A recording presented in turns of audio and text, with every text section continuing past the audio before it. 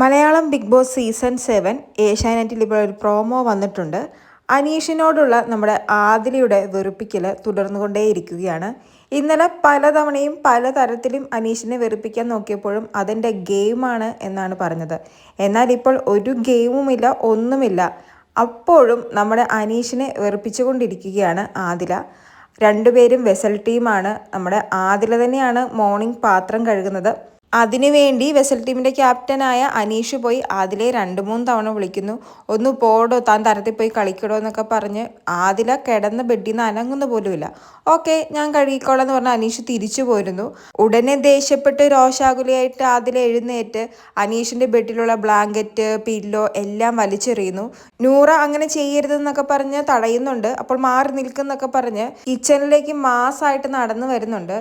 ആദില കരുതി വെച്ചിരിക്കുന്നത് ഇങ്ങനെയൊക്കെ ചെയ്താൽ, അല്ലെങ്കിൽ അനീഷിനെ ഇങ്ങനെ ട്രിഗർ ചെയ്താൽ പുറത്തേക്ക് ഇത് മാസമായിട്ട് വരും എന്നാണോ കരുതിയിരിക്കുന്നത് എന്നറിയില്ല. കാരണം അത്തരത്തിലുള്ള കാര്യങ്ങളാണ് ആദില ചെയ്യുന്നത്. കിച്ചണിലേക്ക് ചെല്ലുന്ന സമയത്ത് അനീഷ് കിച്ചണിലിരുന്ന് പാത്രം കഴുകുന്നു.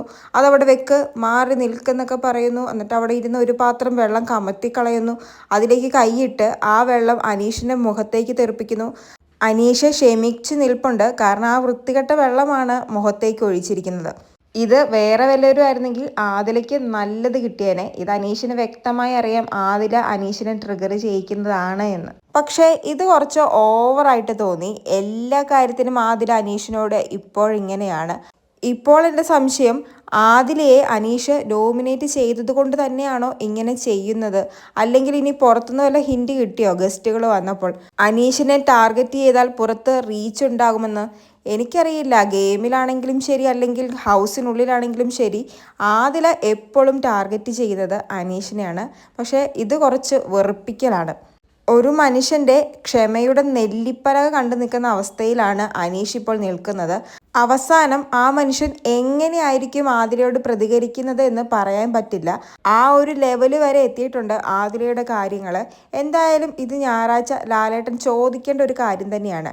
ഗെയിമിനിടയിൽ ഇങ്ങനെ കാണിക്കുന്നത് ഓക്കെ, ഇത് ഡ്യൂട്ടി ചെയ്യാൻ വിളിച്ചപ്പോഴും ആദില ഇങ്ങനെ കാണിക്കേണ്ട ആവശ്യമില്ല. ആദില തന്നെയാണ് മോർണിംഗ് പാത്രം കഴുകിക്കോളാമെന്ന് തിരഞ്ഞെടുത്തത്. കാരണം രാവിലെ പാത്രങ്ങൾ കുറവായിരിക്കും. അപ്പോൾ ആ ഡ്യൂട്ടി ചെയ്ത് തീർക്കേണ്ടത് ആദിലയുടെ കടമയാണ്.